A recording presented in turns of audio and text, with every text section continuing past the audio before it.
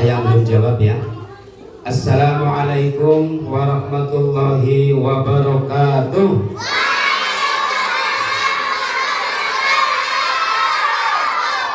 Jawabnya sambil senyum atuh.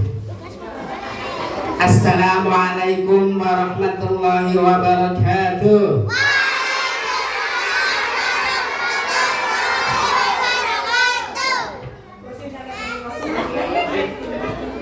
Bismillah, alhamdulillah, assalatu wassalamu ala rasulillah, la hawla wa la quwwata illa billah. Rabbi shrah li sadri wa yassir li amri wa hlul 'uqdatam min lisani yafqahu qawli. Amma ba'du. Syukur alhamdulillahirabbil. Pada kesempatan yang sangat baik ini di kelas berapa ini? Di kelas 2 dan di kelas bisa berkumpul bersama untuk memperingati apa? Isra Mi'raj Nabi besar Muhammad. Nabi Muhammad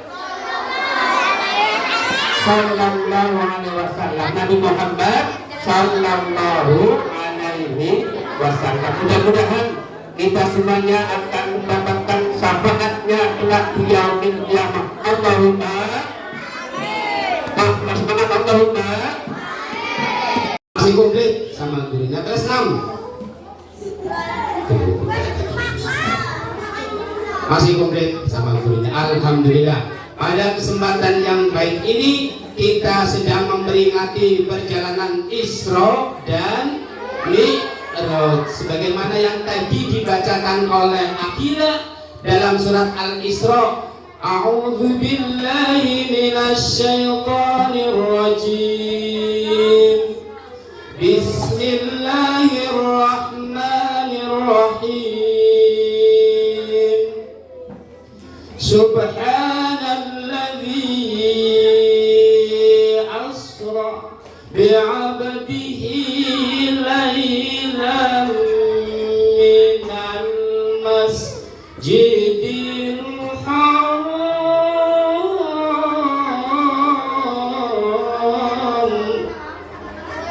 laylan minal masjidil haram ilal masjidil aqsa alladzi barakna hawlahu الذي باركنا حوله لنريه من آياتنا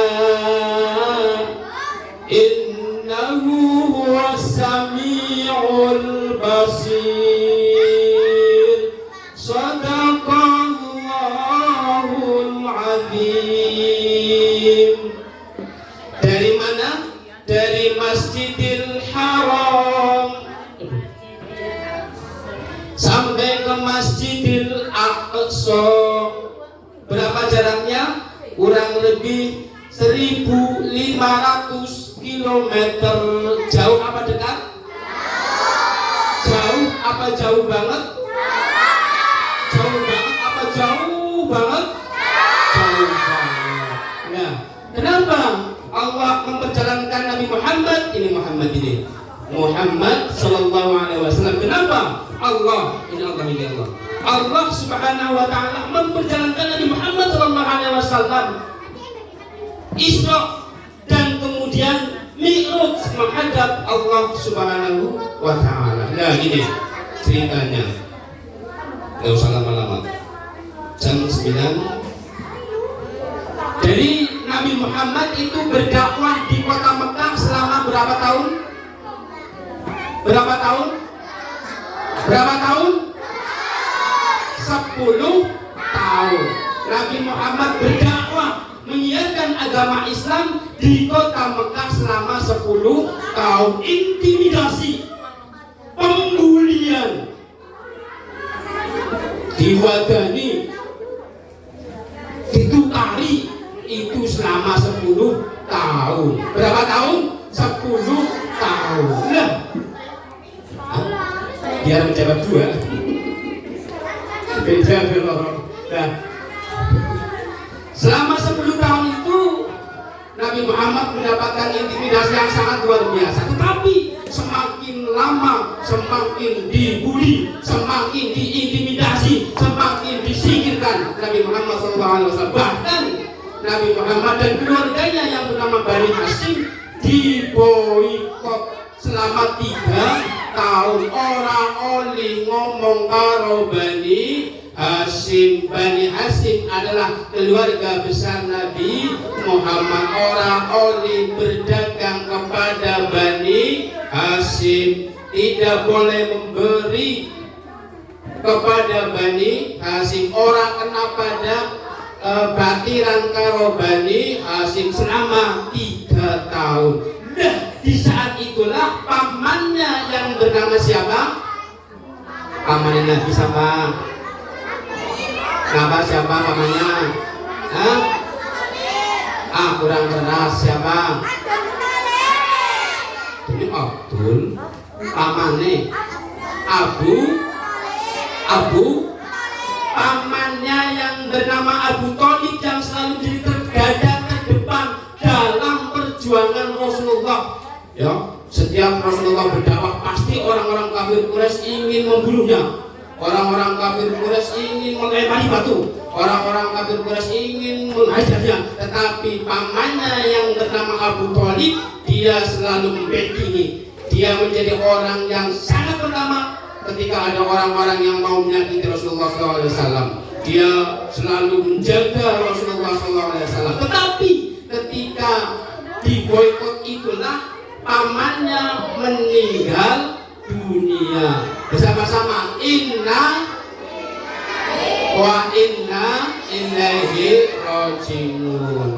Tambah sakit, tambah menderita satu sisi, tapi di sisi yang lain orang-orang kafir Quraisy tambah semangat untuk membuli Rasulullah. Selang beberapa lama kemudian istrinya yang bernama Siti Khadijah pun meninggal dunia. Istrinya yang bernama Siti Khadijah itu orang yang sangat kasih sayang kepada Rasulullah. Ketika Nabi Muhammad berdakwah di luar, dibully, dicaci maki, kemudian dia pulang ke rumah, diberikan semangat, diberikan support oleh istrinya. Gak apa-apa, wahai Nabi, engkau adalah seorang Nabi. Ketika mereka menghujat kamu, ketika mereka menghina kamu, itu adalah merupakan dakwah, tidak masalah. Dan Siti Khadijah istrinya juga meninggal dunia. Sehingga apa? Abu Thalib, Siti Khadijah meninggal dunia dalam jangka waktu yang sangat berdekatan. Sehingga di tahun itu disebut tahun Amul Husni,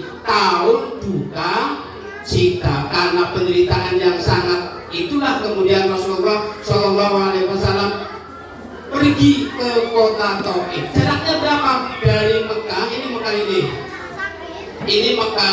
ini Ka'bah ya. Siapa yang mengkain ke sini?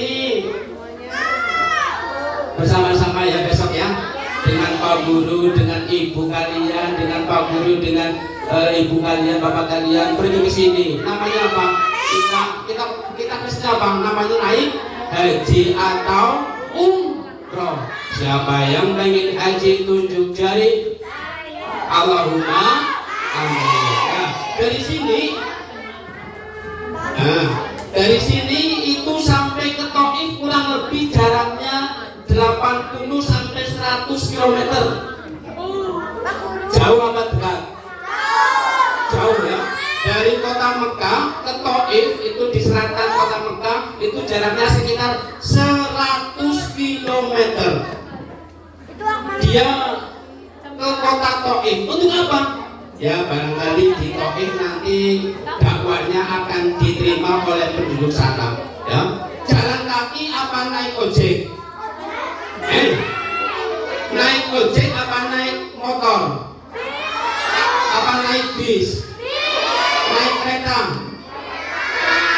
Belum ada ojek, belum ada bis, belum ada kereta, adanya onta. Tapi Rasulullah SAW jalan kaki, berjalan kaki di suasana yang sangat panas, tidak seperti sekarang ini. Ya, banyak pepohonan, sedikit 1 kilometer ada warung kopi, jalan lagi ada mie ayam, Jalan lagi 1 kilometer ada bakul bakso, bakul soto. 100 kilometer tidak ada yang menjual apapun. Panas terik matahari. Berjalan kaki. Untuk apa? Untuk berdakwah, barangkali di Taif ini akan diterima oleh penduduk Taif. Tapi apa? Sampai di Taif Rasulullah tidak didengarkan, dicuekin. Lagi bicara dicuekin, lagi bicara ditinggal pergi, lagi bicara dibandungi, lagi bicara diadani. Sampai kemudian bahkan ini yang paling terakhir 1 bulan penuh Nabi Muhammad berdakwah, ditinggal bahkan dilempari dengan batu. Lagi bicara di sini pada melempari batu, digambarkan dalam Al-Bansanji itu terompahnya ini apa ini sampai merah dengan apa? Dengan darah Rasulullah Shallallahu Alaihi Wasallam. Di sini banyak sekali darahnya. Kenapa? Karena sekujur tubuh penuh dengan darah lemparan batu oleh penduduk Taif. Akhirnya 1 bulan tidak ada yang beriman, 1 bulan tidak ada yang patuh kepada Rasulullah. Rasulullah pun pulang ke kota Mekah. Di perjalanan dia istirahat. Kemudian ada seorang yang menghampiri beliau. Kasihan juga ini, 2 orang yang sedang kelaparan kelihatannya ini, penuh dengan darah. Wahai pembantuku, ambilkan korma di kebun korma yang sangat lebat kormanya. Ambilkan korma buat itu 2 orang itu. Kasihan sekali, kasihkan kepada mereka. Akhirnya singkat cerita, kemudian saling berkenalan. Ternyata yang memberikan korma itu adalah pembantunya si majikan tadi. Nah, diberikanlah, kemudian bertanya, kenapa engkau di sini? Saya bukan orang sini, saya orang jauh, tapi saya kepengen ketemu dengan seseorang yang katanya akan menjadi nabi terakhir. Nah, setelah itu kemudian Rasulullah menjawab, sayalah nabi terakhir, yaitu Nabi Muhammad Shallallahu Alaihi Wasallam. Perlu diketahui, orang ini tadi yang memberikan korma itu bukan orang Islam, dia adalah orang Yahudi. Dan setelah itu kemudian dia memeluk Rasulullah Shallallahu Alaihi Wasallam dan kemudian dia bersyahadat, ashadu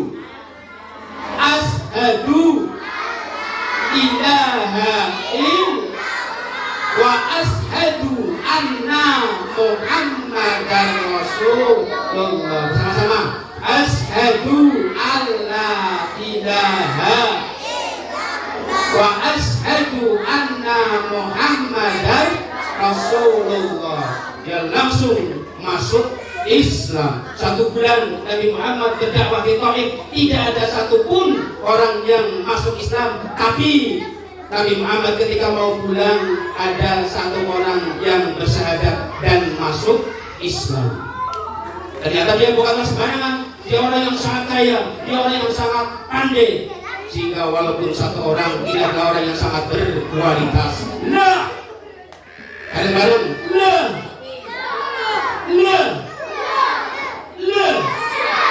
Nah, sebelum Nabi Muhammad SAW bertemu dengan orang ini, ternyata di Taif, di mana di Taif malaikat sampai meneteskan air mata.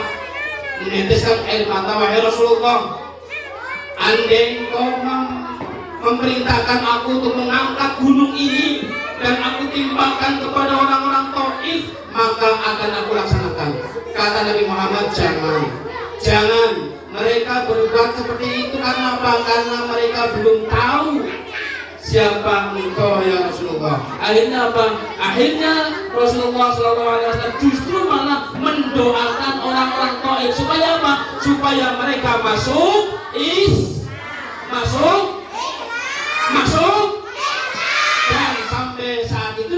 orang-orang Taif 100% masuk Islam. Lah ini sudah pamannya meninggal dunia, istrinya meninggal dunia, dia datang ke Taif tidak diterima. Akhirnya apa? Inilah ada sesuatu yang disembunyikan oleh Allah. Ternyata Allah ingin mengangkat derajat Rasulullah supaya apa? Supaya bertemu dengan Allah yang disebut dengan apa? Isra Mi'raj. 2 menit lagi. Kalau 2 menit bisa angkat selesai. Kalau tidak angkat ditambah menjadi 1 jam. Silakan. Tuh lihat itu, ibu-ibu yang di sana angkat banten. Contoh itu orang nasi lama, orang kandahan orang pakai angkat bakok ibu oh bagus tuh. Padahal ibu-ibu bukan murid kita ya. Udah sih jadi murid ben anteng kok, sing dadi murid pada orang sing kepriwe? Apa yang kemudian ibu-ibunya pada ambil dengan kelasnya. Kelas ramai dari mana? Nanti pada ramai. Nah, kurang 1 menit setengah. Nah, 1 jam. Duduk. 1 menit lagi. 1 menit lagi. Ini kelas 3 ini provokator. Yang lain di depan itu 1 menit lagi juga. Ya, anak-anak, perhatikan. Jangan ada yang mabukan.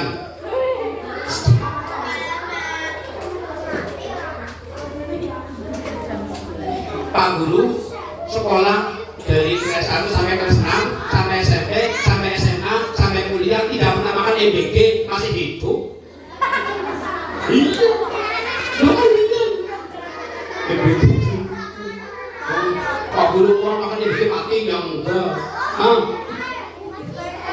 Ya, tidak pernah makan EBG, masih hidup. Makan di rumah.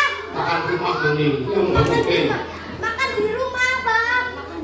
Jauh, nggak pernah sampai sini lecet-lecet karena nggak naik motor. Nah kan dia sekolahnya di sini 5 meter naik motor, 1 meter 7 meter motor. Nah, samune pira samune 5.000. Uang PPI samune pira 5.000 maning. Wengi-wengi 5.000 turu. Kami turu 5.000. Ya. Ayo, biar kita dapat ilmu. Sholat ada berapa? 5. 1 2 3 4 Maghrib 3 Isya 4 rakaat. Ini mau dimakan di sini saja ya. Bentar. Nanti per kelas ya ambilnya 5 rakaat. Tuh belum dipanggil ditolak itu. Kan nanti berurutan kelas 1 dulu, kemudian kelas 2, kemudian turun lagi Nabi Muhammad bertemu dengan Nabi Ibrahim, kemudian turun lagi bertemu dengan Nabi Musa alaihissalam. Ditanya lagi, wahai Muhammad, berapa rakaat yang kau dapatkan? 45 ya. Nabi Musa berkata lagi, umatku tidak akan pernah kuat, minta keringanan lagi pada Allah Subhanahu wa Ta'ala. Akhirnya apa? Akhirnya dia naik ke Sidratul Muntaha dan minta keringanan kepada Allah Subhanahu wa Ta'ala. Allah berikan keringanan 5 rakaat. Jadi berapa? Menjadi 40 rakaat. Ya. Kali ini kelas 2. Maksudnya kelas 2 ini dulu. Ya.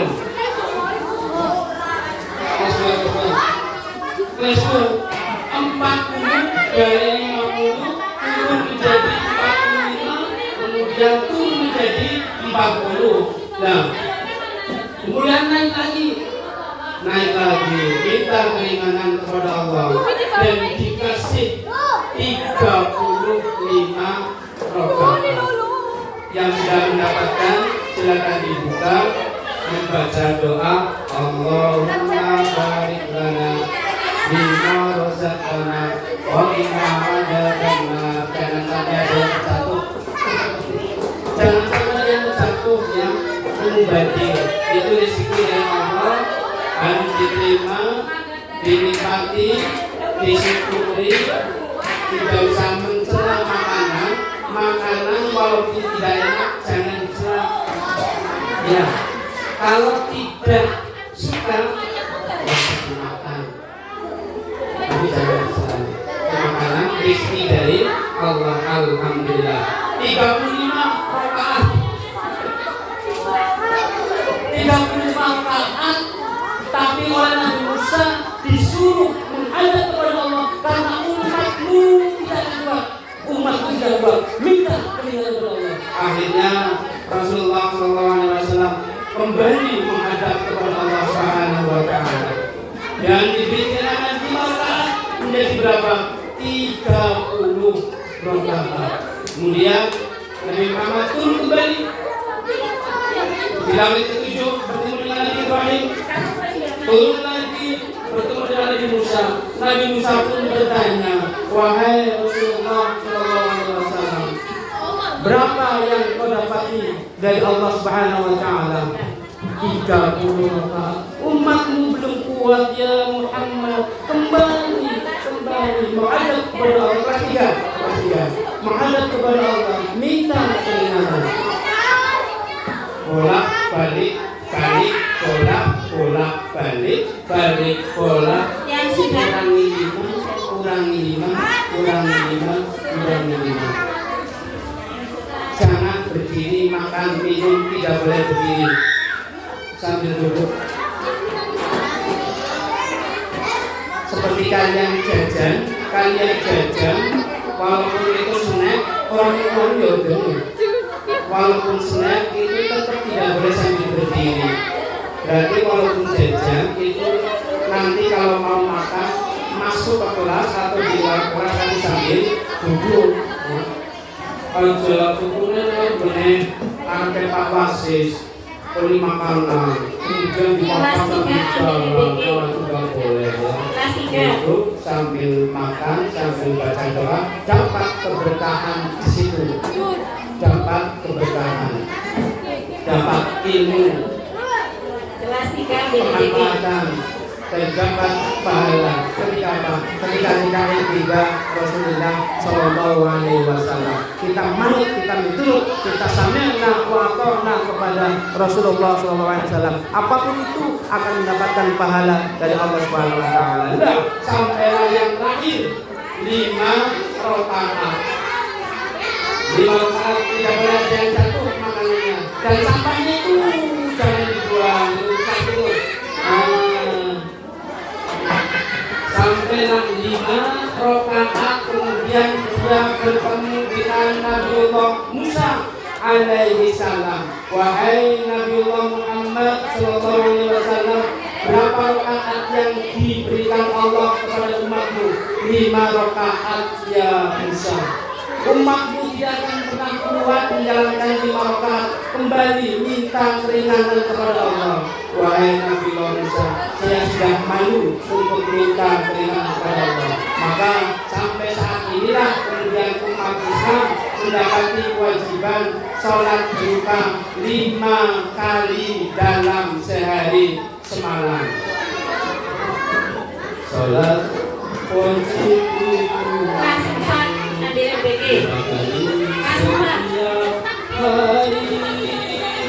subuh dulu asar maghrib isya. Kalau masih ada sisa bisa ngambil, kalau nggak ada nggak usah. Oh ya Tuhan, lindungilah umat Islam, dunia dan akhirat, tenang dan bahagia. Inilah satu kewajiban yang tidak pernah boleh ditinggalkan dalam keadaan apapun. Kalau anak perempuan yang haid, yang nifas memang haram untuk sholat. Tetapi anak laki-laki yang tidak pernah haid, tidak pernah nifas, maka dalam Bahkan ketika sakit tidak bisa berdiri harus sholat dengan cara apa? Dengan cara duduk. Allahu Akbar. Duduk. Sholatnya sambil duduk karena tidak bisa berdiri. Allahu Akbar. Bismillahirrahmanirrahim. Alhamdulillahirabbil alamin. Ar-Rahmanir-Rahim. Maliki yaumiddin. Iyyaka na'budu wa iyyaka nasta'in. Ihdinas siratal mustaqim. Siratal ladzina an'amta 'alaihim ghairil maghdubi 'alaihim waladdallin. Kemudian ruku. Allahu Akbar. Sallallahu liman hamidah. Sujud. Allahu Akbar. Baca sujud. Duduk yang harus sujud. Allahu Akbar. Dan seterusnya. Kalau nggak duduk di kursi, boleh duduk di sini. Sama. Tapi wajib dilaksanakan. Kalau dalam perjalanan kemudian bosan, pakaiannya kotor, maka tetap wajib menjalankan sholat. Namanya sholat dihormatil waktu, karena menghormati waktu sudah datang. Dan nanti setelah pulang maka sholat kembali. Itulah mengapa sholat itu sangat penting. Sebab nanti yang pertama kali akan ditanya yaitu tentang sholatnya. Dimas Islam itu Dimas siap-siap. Dimas sudah habis. Baru habis. Ya, kelas 6.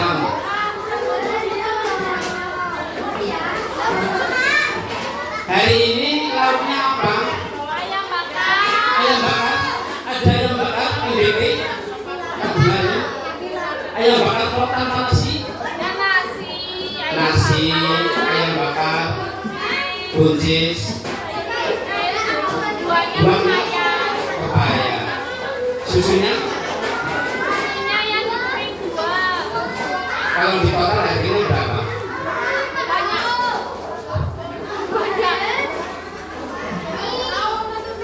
Harganya alhamdulillah ya, rezeki dari Allah. Ini rezeki dari Allah melalui kargo, jauh. Jangan lupa berdoa. Kehabisan.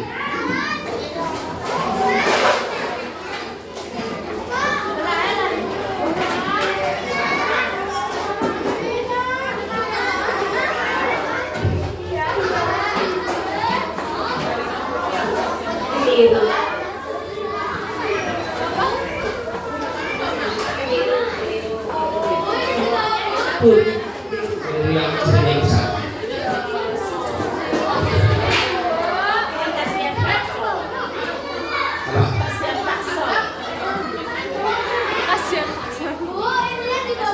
Sholat 5 waktu. Ini baru sholat yang sunnah. Dari sholat yang 5 waktu itu ternyata fadilahnya, pahalanya bagaikan sholat 50 kali. Bahkan kalau kemarin itu Pak Guru salah memberikan materi karena buku yang baik ternyata berbeda dengan yang di LKS ini. Saya memberikan materi kepada kelas 3 itu aqimis sholat wa atuz zakat warka'u ma'ar raki'in. Nanti LKS beda. Aqimis sholat, dirikanlah sholat, wa atuz zakat, dan tunaikanlah zakat, dan rukuklah bersama orang-orang yang rukuk. Artinya apa? Artinya kita disuruh untuk sholat berjamaah. Sebab apa? Sebab sholat berjamaah itu pahalanya 27 derajat. Sholat sendirian, sholat munfarid pahalanya 1 derajat. Kalau bacaan surat Al-Fatihahnya benar. Kalau sholat sendiri bacaan Al-Fatihahnya tidak benar, tasyahud akhirnya tidak benar, gerakannya tidak benar, maka yang tadinya dapat 1 derajat jadi tidak dapat. Kenapa? Karena membaca surat Al-Fatihah, membaca Allahu Akbar, membaca tasyahud akhir, membaca sholawat, membaca salam adalah merupakan rukun kauli, rukun yang harus dilaksanakan. Maka kalau seandainya tidak atau merasa belum mampu, sholatlah berjamaah. Insya Allah dengan sholat berjamaah, kalau toh imamnya salah, ada 1 orang makmum yang bacaannya benar, dianggap benar. Kalau di jamaahnya semuanya salah, kok imamnya benar, dianggap benar. Kalau imamnya kurang benar, makmumnya tidak benar, barisannya rapi apa tidak, maka dianggap benar. Dan ketika semuanya tidak ada, maka Allah menganggap benar. Karena apa? Karena Allah mencintai kebersamaan berupa apa? Sholat berjamaah. Makanya sholat berjamaah sangat dianjurkan sekali. Nah, kalau kita sholat di sini dapat 27, ada di Masjidil Aqsa itu mendapatkan 500 kali kebaikan. 1 sholat di Masjidil Aqsa seperti sholat di Indonesia 500 kali. Masjidil Aqsa itu di mana? Di Palestina yang sedang dijajah, yang dihancurkan oleh Zionis Israel. Inilah kota ketiga tersuci bagi umat Islam, yaitu di Palestina. Nah, ketika kita sholat di Masjid Nabawi, bagaikan sholat 1000 kali di Indonesia. Dan ketika kita sholat di Masjidil Haram, seperti 100.000 kali sholat di Indonesia. Makanya semua umat Islam berharap, paling tidak kita berdoa, mudah-mudahan kita, kalaupun kita berdoa kemudian belum dijawab, insya Allah mungkin bisa saja untuk anak cucunya. Mudah-mudahan kita bisa ke Masjidil Haram, ke Masjidil Aqsa, ataupun bisa berziarah ke Masjid Nabawi di Madinah. Nah, paling tidak kita punya keinginan kan merupakan satu doa. Keinginan adalah merupakan doa yang baik, walaupun toh hari ini belum dijawab, mudah-mudahan 1, 2, 3, 4, 5, 6, 7, 8, 10 tahun yang akan datang, kalaupun toh tidak, maka akan diganti yang lebih baik menurut Allah Subhanahu wa ta'ala. Pengajian sambil makan enak sekali. Tidak ada sejarahnya pengajian sambil makan-makan, sambil jalan-jalan. Jadi makannya dapat, pengajiannya dapat, berkumpulnya itu masih majlis ilmu ini. Allah sangat suka dengan majlis ilmu seperti ini, ya. Maka ada suatu kisah ketika ada orang yang sedang berjalan, dikatakan, wahai para sahabat, ketika engkau mendapati taman-taman surga, maka bersihlah. Wahai Rasul, apa yang disebut taman surga?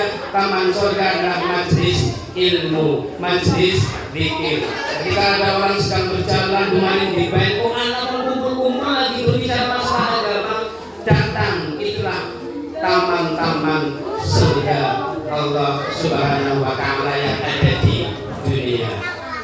Dari kami mohon maaf yang sebesar-besarnya apabila banyak salah, banyak tutur kata yang kurang berkenan, dan mudah-mudahan dengan peringatan ini, dengan kita niat